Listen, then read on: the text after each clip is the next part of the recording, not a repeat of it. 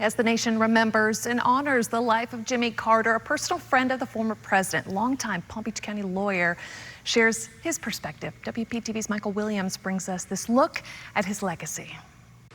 He was playing softball, and he signed that for me. Gerald Rosenthal remembers. I will miss him, but I will celebrate his life in many, many ways. A walk through Rosenthal's home hints at the reach and depth of President Jimmy Carter's life. And then back then, my wife used to do this over the years. All the campaign buttons through the time, Rosalind and Jimmy, his best friend. The 1976 campaign launched a presidency. Well, it was all Carter Mondale. Carter Mondale was the big deal. His brokering of an Israeli-Egyptian peace accord launched Carter onto the world stage. What we're seeing, of course, is the Nobel Peace Prize with President Carter and Martin Luther King. Memories of a president who Rosenthal, himself a nationally known labor and workers' compensation lawyer, did not meet until the mid-1980s, well after Carter left the White House. My wife, Ingrid, who is the CFO of the firm, came into my office and said, the President of the United States is on the phone.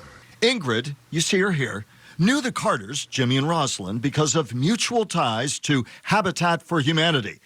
Rosenthal suddenly found himself in the picture. Jerry, Rosalind and I would love if we could go skiing with you in the near future. A friendship was born and nurtured, and the admiration grew as the Carter Center became a force for peace and for advocacy for the underserved. We tackled things like guinea worm. And at that time, guinea worm was rampant in Africa.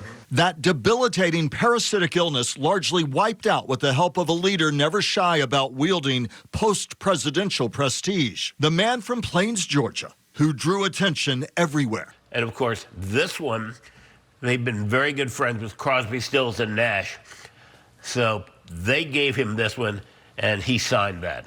And this one over here, of course, is the Rolling Stones, given by Mick Jagger. Given to? President Carter gave it to me. Rosenthal says Carter turned heads, but always kept his eyes focused on friends.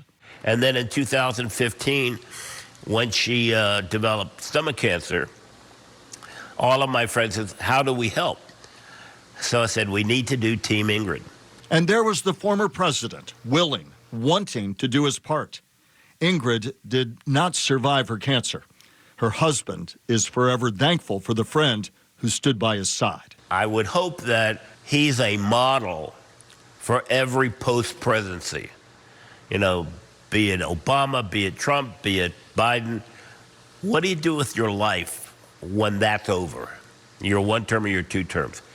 To make a difference in the lives of other people in your post-presidency is remarkable.